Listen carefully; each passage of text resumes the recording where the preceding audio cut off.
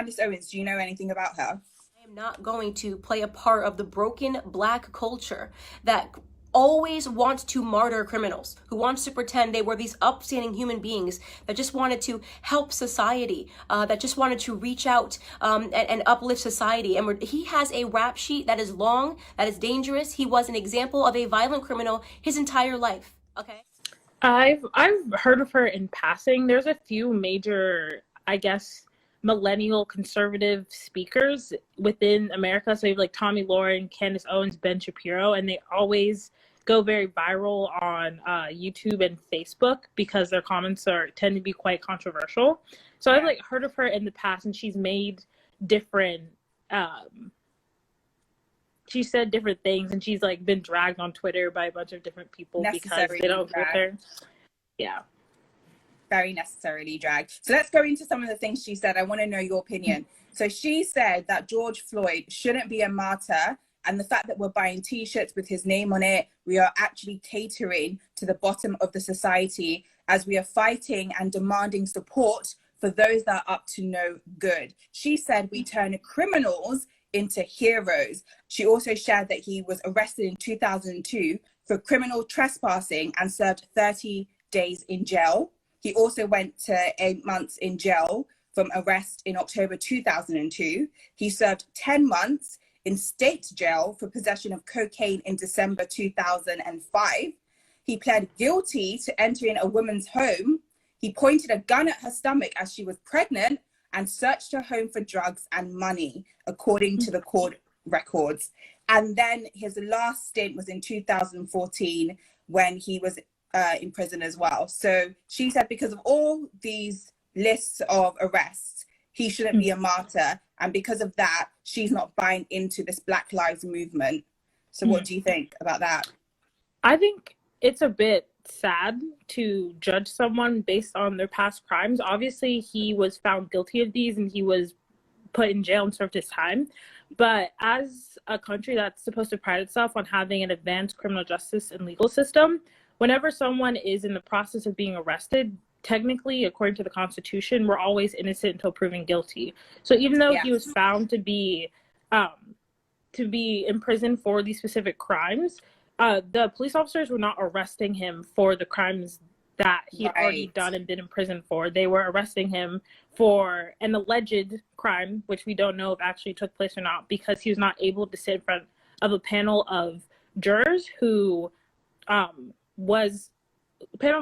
which is guaranteed for all American citizens within the Fifth Amendment, and he wasn't able to actually go through due process. So therefore, him being a martyr and her not believing that we should have supported him or have gone through protests for him, he's exactly the type of person that we need to be protesting for. Because if we cannot apply our laws equally to all people, especially people who have done crimes before, then the laws aren't working properly. Yes. I think for me, I was appalled by the way she spoke about the dead.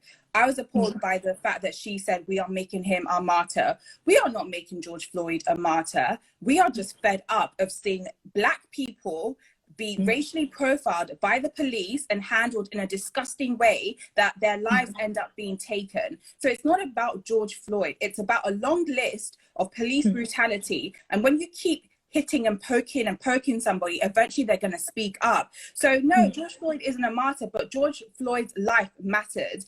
And whether you are a criminal or not, at the end of the day, no man has the right to take someone's life. It is not up to you to decide whether he lives or dies. So her saying that is very insensitive. And if anything, it manipulates the public, because there's so many people that feel the way he does. They say we lack empathy, actually, because he's a criminal. Can you imagine that he put a gun to a pregnant woman's belly? I cannot fathom or even imagine what it felt like to be her in that position. But at the same time, he did not have a list of crimes between 2014 and 2020. And like you said, it was an alleged $20 bill at the end of the day. And people that have done worse, that are white, have been treated with more care for doing more, like mass shooting. They have been taken to Burger King, I've heard, because they were hungry. And he had neck being knelt on till he died and passed away and the oxygen was taken out of his life. So there is a problem there. And for her to just discredit his life like that and say, actually, it's because he's into drugs and he was on fentanyl and methamphetamine. There's so many people in this world that have done things that are not legal, but at the same time, we aren't criminals because we weren't caught. And if we were caught, we would have been in jail and we would have something on our records. And what irritates me is the fact that she went on to say that with Black people, we kind of massage the criminal. And we need to speak about that. We need to speak about the justice system. So would you like to share a little bit about that? A martyr for a fake narrative, by the way. Police brutality, racially motivated police brutality is a myth. Okay, it is certainly no excuse to accept a Democrat narrative, okay, that Black people are being disproportionately hunted down by police officers because of the color of their skin. Yeah, so I would say the American justice system, it was mainly built, if you think about the way the Constitution was created, specifically by mostly rich, white, educated men who lived in the Northeast. It was mainly meant to protect the interests of the top 1% of society. So that's people who own land, own property, people who at the time owned people, i.e. slaves, as well as maintain the status quo. And so when you look at the criminal justice system now and how it's evolved, especially after the 13th Amendment, which was passed in 1865, which technically still allows slavery as punishment for a crime, you find a system that has found a way to mass incarcerate people, mostly Black people, to make sure that they can stay in a essentially modified form of slavery. And so whenever it's called a criminal justice system, it's not necessarily incentivized to actually seek out justice, but rather to take the biases that people already hold within themselves to get convictions and to place people in jail the easiest way possible, rather than looking at whether this person is motivated to do a crime based on poverty or based on lack of access to education or lack of access to social mobility. So it's not invested in truly changing things, but rather maintaining the status quo. Exactly. That is my issue. So I watched 13th. Whoa, did that blow my mind? Just to see, like you said, how the system has been set up to prevent Black people from leaving the cage. We have been caged and they don't want us out. And that means producing laws like the 13th Amendment that says, if you are a Black criminal, you lose the right to vote and you are now considered a slave, which to me then is just a reversed way of racism along the years. Yes, I'm not in chains, but I'm in chains through the voting system. And I can't get people like Trump out, which don't have the interests of Black people or ethnic minorities in general in his interest. So that to me is a problem, because there's already a system in people's minds that actually we're still less than. So for her to be like, oh, you know, there's no such thing as police brutality and there's no such thing, allegedly kind of saying that there's no such thing as racism, doesn't even make sense to me. You want to know the best way to avoid not being brutalized by a police officer is to limit the amount of encounters you need to have with them, especially when it comes to violent crimes. Okay? I am not going to stand for this continual bottom-feeding narrative of us martyring people that have had 5, 6, 7 stints in prison and then pretending they were upstanding heroes to our community. It's bullshit. Now, in terms of being a criminal in America, I want you to understand something, right? The way that they built the system in America, they don't want you to win. They don't help you. People like Nixon, old presidents, and Reagan, they built a system that changed the issues of addiction and the mental health issues of drugs into actual criminal offenses. And that's the problem. So you take a problem that can be solved in a better, healthier way that stops people from being addicted, and then you say, no, actually, I'm going to criminalize them, which causes mass incarceration. Therefore, the numbers of Black people being incarcerated increases. And what happens when you leave jail? What is the question that they ask you at the job interview? Have you ever been arrested or gone to jail? The minute you say yes, what happens? You can't get a job. What happens when you can't get a job? You can't support your family. What happens when you can't support your family? You turn back to crime. What happens there again? guess what? You are now going back to jail. So it's a long list of arrests on your record, and then you lose hope. You lose hope because you feel abused by the system. In terms of the incarceration system as well, it is a money-making industry, $1.7 billion industry. There's so many private prisons. One prisoner equates to wealth for them. Do you really think they don't want you to be there? They want you stuck in the system. They want you stuck in the system. And in terms of providing bail, most of these families cannot provide bail for themselves. So they're stuck there taking deals that they don't really want to take because they didn't commit the crime. But now you see them in jail, and forever their reputation is tarnished. How do you feel about that? I was going to say, definitely mass incarceration is a major moneymaker. It's part of the larger prison industrial complex. That's why you have things like the 1994 crime bill, which have criminalized so many different aspects of being a Black American, so that they can put as many bodies into prisons as possible and warehouse them so that they can make money off of it. And what ends up happening is that taxpayers actually are paying billions of dollars to fund these private prisons, who are in turn taking care of these prisoners, rather than actually allowing these people to be productive members in society and make money in our economy by working and actually taking care of their families. Yeah.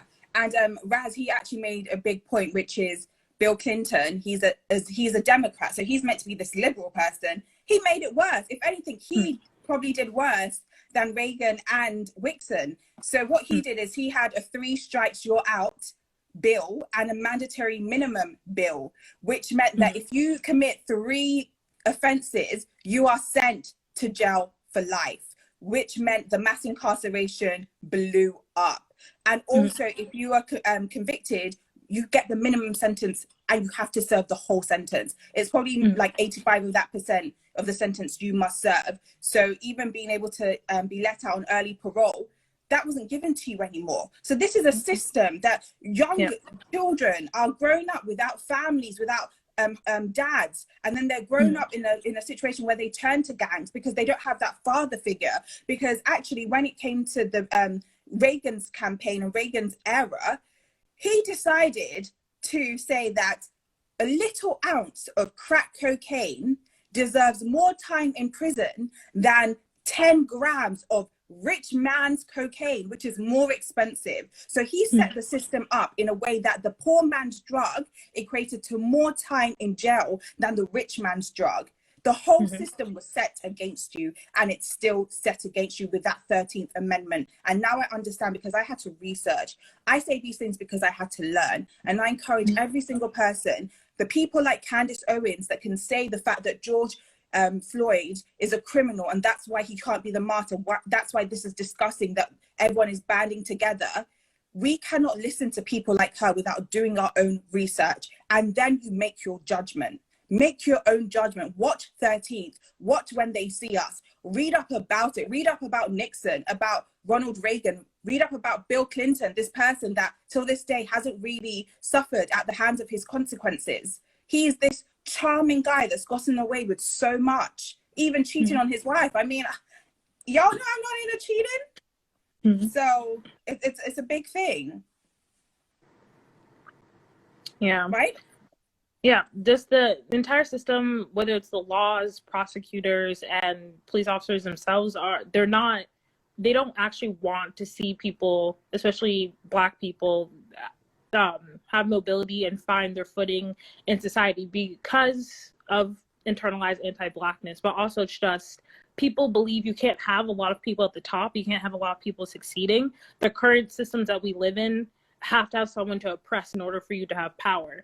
But at the end of the day, especially people now looking at how idiotic it is to believe that someone should not have access to healthcare, should not have access to life, liberty, and pursuit of happiness because of a pigment in their skin, melanin, that's in here just to protect you from the sun, whether you have enough or you burn, unfortunately, if you don't.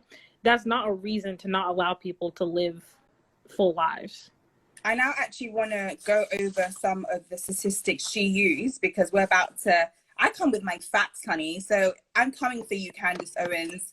we are coming for you. So some of the facts that she states that I just... First and foremost, okay, you have a 25% higher chance as a violent white criminal of dying at the hands of a police officer than you do as a black criminal. Last year, a total of 9 unarmed black men were killed by police officers, and 19 white men were killed by police officers. For those of you that aren't good at mathematics, right, you might be thinking, oh, but Candace, white people represent 60% of the population and black people represent just 13% of the population. It doesn't matter what percentage of the population you represent. It matters what percentage of the violent criminal community you represent. And unfortunately, black community commits a disproportionate amount of crimes compared to the white community. Let me tell you, 6% of the population, right? Black men, 6% of the population account for 44% of all murders in this country, according to 2018 statistics. That is what you call a gap. And yet white people who represent 60% of the population, we represent 13, black men are 6%, only represent 50% of all the murders, right? That makes no sense. That makes no sense. A 6-point variation in a community where we are extreme minorities. We commit 50% of all violent offenses, evenly split, and we're only 13% of the population, okay? So we have a lot more encounters with police officers. And don't say the police officers are coming around because we're black. I'm talking about violent criminals. I'm talking about murder, 44% of murders, okay? You want to talk about real statistics? The police officers have way more to be fearful of in the black community than the other way around, okay? We commit, on average, a police officer is 18 and a half times more likely to be killed by a black person than the other way around. Okay, so we'll give her the benefit of the doubt and say the sampling and everything was accurate, so these numbers are accurate.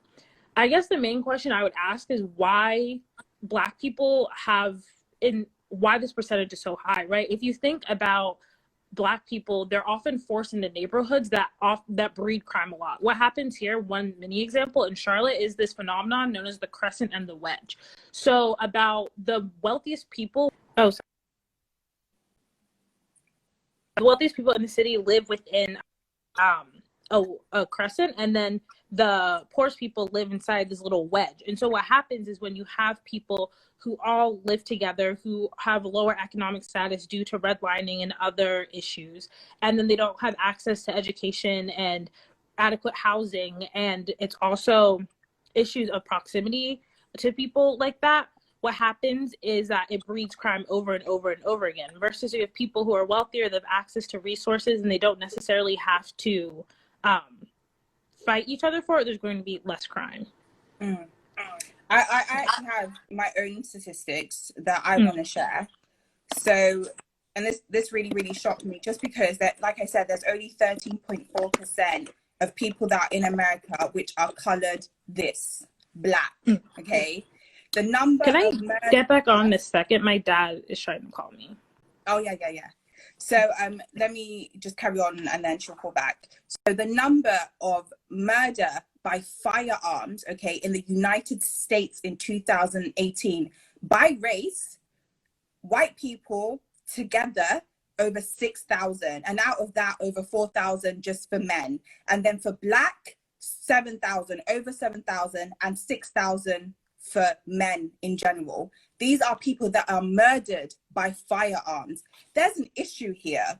There's an issue in terms of the education. There's an issue in terms of providing for people. There's an issue in terms of being able to give people the tools that they need to get out of a impoverished environment so that they can have the tools to actually be lawyers and be doctors and the things that they choose to be.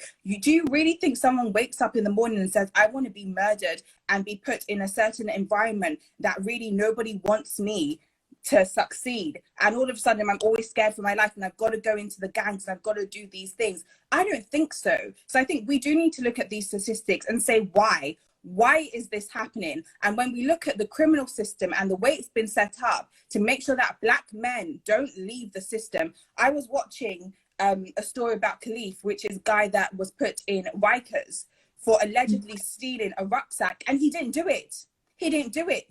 He could not afford the 3,000 bail. And when he came out, eventually he ended up committing suicide because his mind could just not fathom and get over and heal the pain. He was being beaten every day, right? Because it's one of the most dangerous prisons in the world.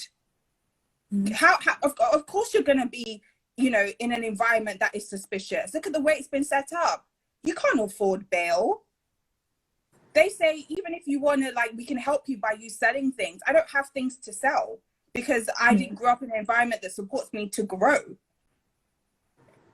You know? Okay. Yeah.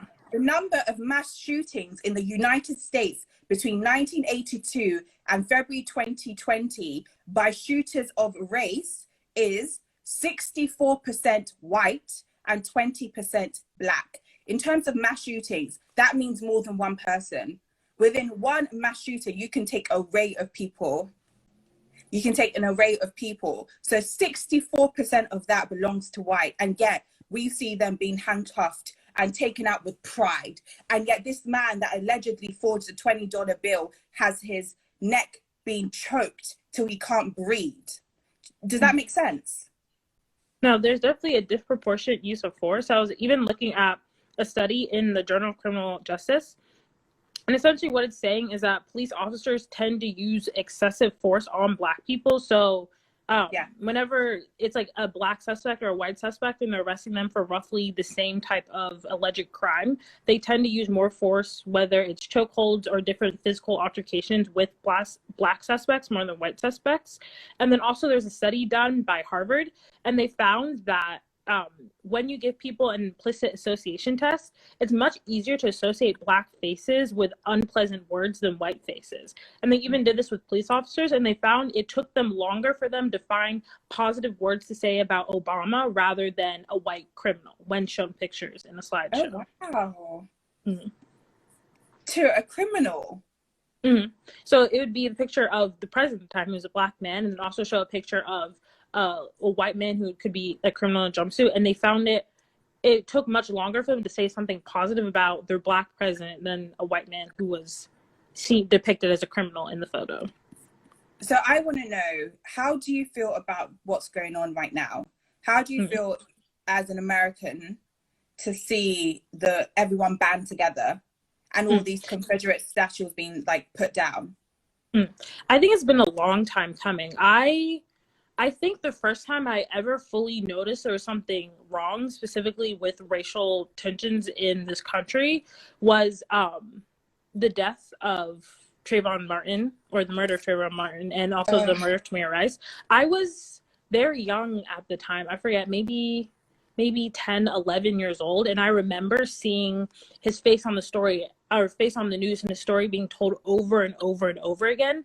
And it affected me so heavily. Like, going to school, I would sometimes cry in the bathroom, or just be so much for me to handle, thinking like, oh, if I had a brother, that could have been my brother. That could have been my dad when he was much younger. That could have been my cousin when he gets older. That could have been the boy sitting next to me in class who could have died. And it affected me so heavily. But then all of my friends, since I live in a predominantly white area, they didn't really feel some type of way. Or people would make offhand comments like, oh, he deserved it for being a Black boy wearing a hoodie and holding Skittles in his hand. You know, and so that was the first time I realized something was wrong. A lot of people said he deserved it, that he was walking suspiciously in a neighborhood, because there's also studies that have been done that Black children tend to be perceived as older than they are. So if you take a group of Black kids and white kids who are the same age, people will say that the Black kid is older, like they look older than the white kid who is their same age, because there's a assumed criminality to Blackness, to the way we look. Right. It seems automatically that we're dangerous, even if they don't know. I look older too, so I'm criminal, lock me up, you know? Doesn't make sense. That really, really offends me, because no one deserves to die in that way. And in terms of Trayvon Martin, can we just look at a few facts, right? Zimmerman, who said in the call to his police people, hey, this guy looks suspicious. What did they tell him? Don't pursue it. He chose to pursue it. That in itself is an issue to me. They told you to leave him alone and you didn't want to, and then all of this came out, and now a man is dead, a boy is dead. So how dare you? How dare you say he deserved it? No one deserves to die. How would you feel if that was you and it was on the other foot? It's so easy to say you don't understand. It's so easy to judge other people, but you need to walk a day in their shoes and see how hard it is to have a system that has been built against you. Black men are hunted down because of prejudice. They're hunted down, yes, because sometimes, and you know what? I'm not going to pretend that we can't do certain things to encourage the stereotype. No one is perfect. And there are some bad eggs in every single ethnic group. Every single ethnic group has bad eggs. But to say one is worse than the other, when we have statistics that say, actually, it shouldn't be the percentage that it is. What is wrong with the system? What is wrong with the system? You know? So just round, and I want to make it clear, we're in COVID. Everyone has changed during COVID. The reason why George Floyd was such an outrage for people is because so many people were dying as it was. We saw grandmas dying, babies dying, mothers, fathers, cousins, sisters, everyone dying. And in that time, we said, what matters to us the most? Family, unity, forgiveness, support. So to see so much love, and then someone like Derek Chauvin to put so much hate out there in a very sensitive time where no one knows who's going to die next. It didn't have a race. It didn't care whose race you were, what age you were, what gender you were. It didn't care. If you're dying, you're dying. That's what it was saying to us. So for someone to take someone's life by their choice in such a sensitive time as COVID, that is a problem. That is a problem. We were all banding together in unity. So that is why we're here today in unity. Things changed in 2020. Kobe Bryant died. The wildfires. We nearly had World War III. So many things have happened in 2020. And you don't think we're going to say no more? No more? When someone doesn't deserve to die? No way. No way. So Tayo, I want to thank you so much for coming on. We're going to be moving on. Thanks my for next having me. guest is, oh girl, you got me together. She is Lam Bennett, and the reason why I definitely want her on here is because I actually had a really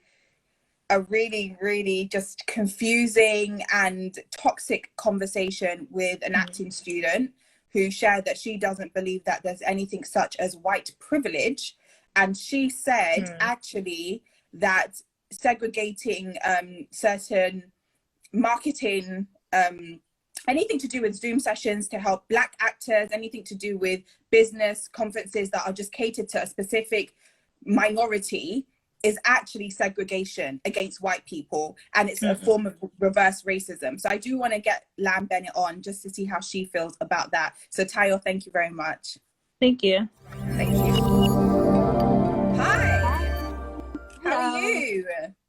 I'm good, just boiling hot. I don't know why. I'm probably So just hot? a little bit nervous. Have you been listening to the convo? We're about to go into the next part. Yeah. So the reason why I just felt like it was so important for you to get on is because I was in an acting group chat, and one of the conversations that an acting student made, she shared that a school that is a Black and ethnic supporting school, which was created because there weren't opportunities for Black and ethnic minorities, they had a Zoom post for Black writers and directors. She posted it and she said this made her feel left out, offended, and sad in her ways of saying it. So I was really annoyed by that because I felt that it just wasn't the right time to speak on this. Then she went on to say that she doesn't think that there's any actual form of racism by saying she doesn't think that Black people are being lynched anymore. She said, have you seen the Black on white crime and the amount of white people that are dying in the police hands? So she went on to say that she doesn't think that also white people have more opportunities than Black people. So as a white woman, how do you feel hearing that? Okay. So I've been dealing with this sort of conversation on my own social media, kind of explain to people that reverse racism isn't a thing. And that is because white people do not know what it's like to be Black. And when you talk about racism, it's it's because the slur is given under its context. So if you were to insult me because of the color of my skin, it's not racist because it's under the context of what it's given, a context.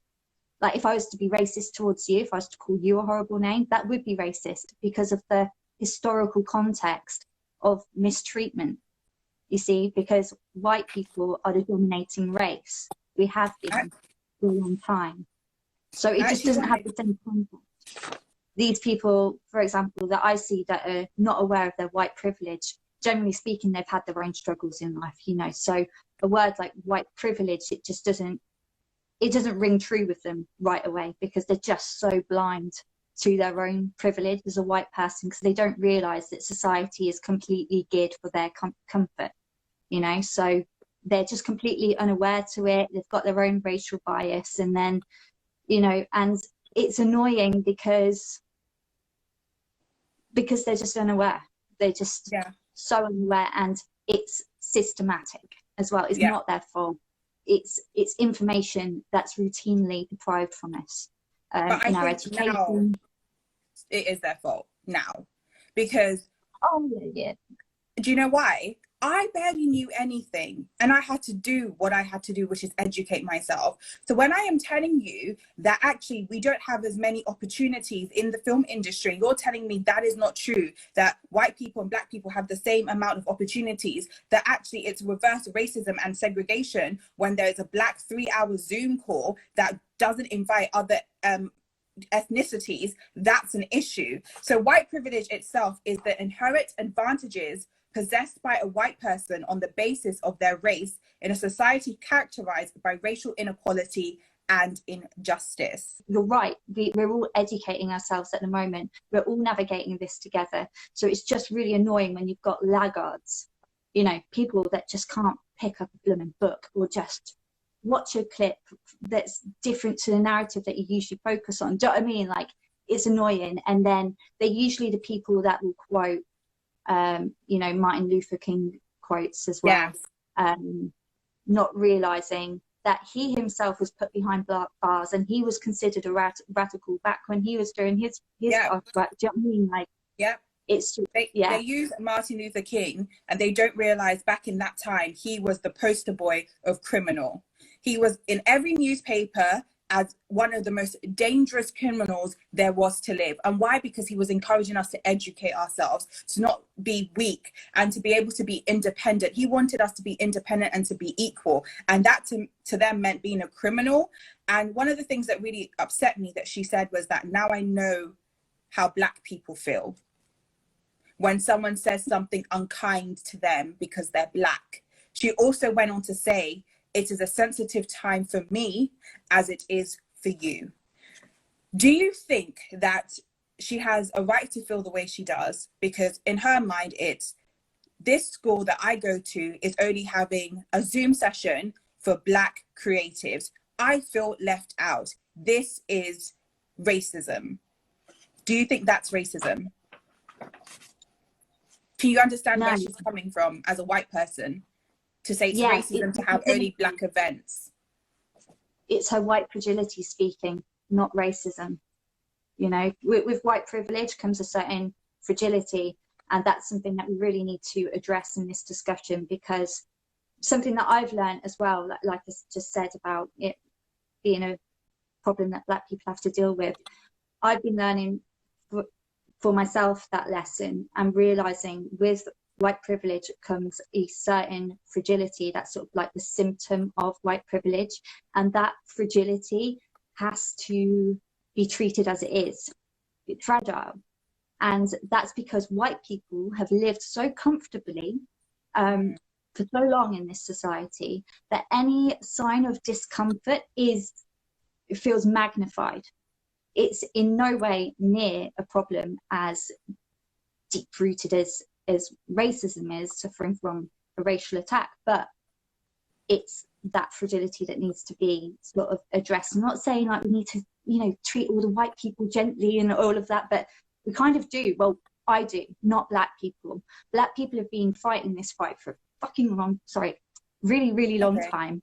And really it's our job as white people to do the anti-racist work now. Wow. And that's not just about us giving just centering it on our voice, not at all. But the problem with the movements before is just that it's the white moderate. That's what Martin Luther King. By the way, I've been learning so much of what I've learned from this book right here. I'm not just some kind of, Remington all about. Yeah, because you're educating yourself the same way I am. Yeah.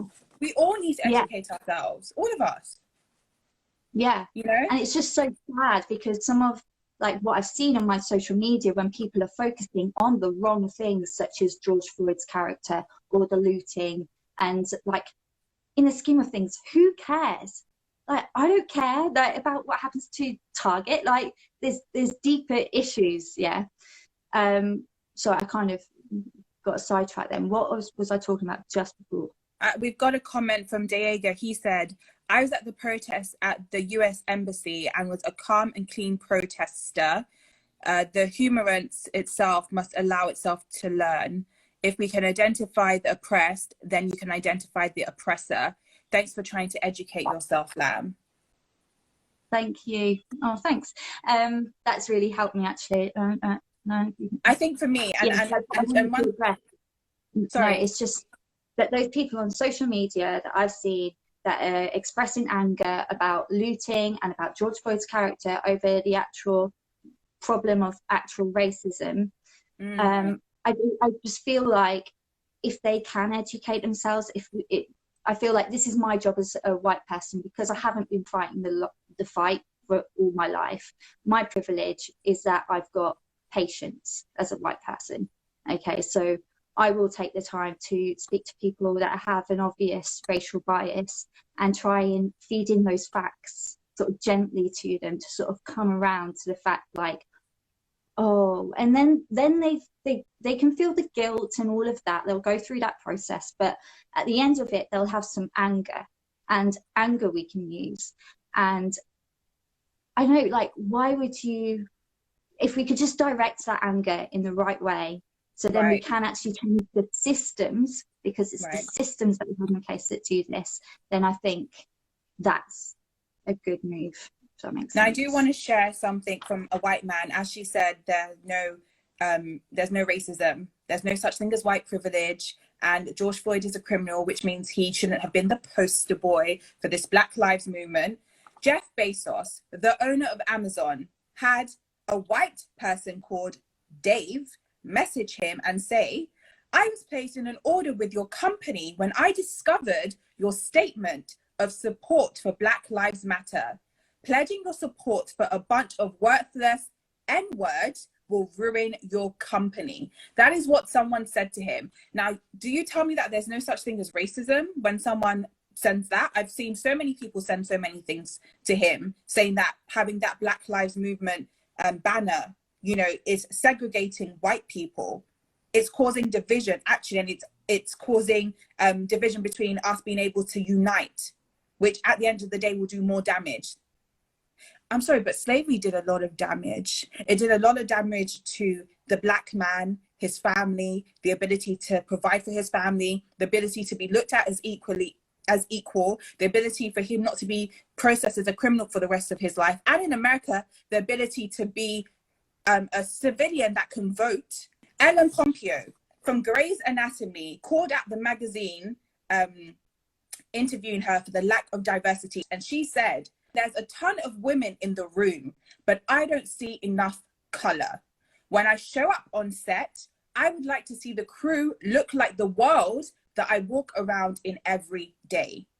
Clearly, these people that are successful, Ellen Pompeo is the highest paid TV actress. Jeff Bezos is now the richest entrepreneur with Amazon because of, COVID. He really did that thing. But look at that now. Those are two people that are being honest, that they are dealing with racism because they're trying to understand and try to give a fair shot and chance. So there must be racism, right? We're not crazy, right? No, yeah, but again, what we're coming up against here is the white moderate. Again, it's kind of the or even the appeasers, like you talked about before with me, like, you know. Let's talk about that. Appeasers. She made it very clear that if people aren't open to share their thoughts and aren't open to be honest about how they feel, they will just support the Black Lives Movement because they are scared that people will judge them. That's in a nutshell what she was saying, that people are going to start appeasing. How do you feel about that? The people that appease are probably people that, you know, post out their little black boxes on Blackout Tuesday and then don't do anything after. So they've signaled out that, you know, I'm not a racist, but really they've got a bias there that they're not willing to have a look at.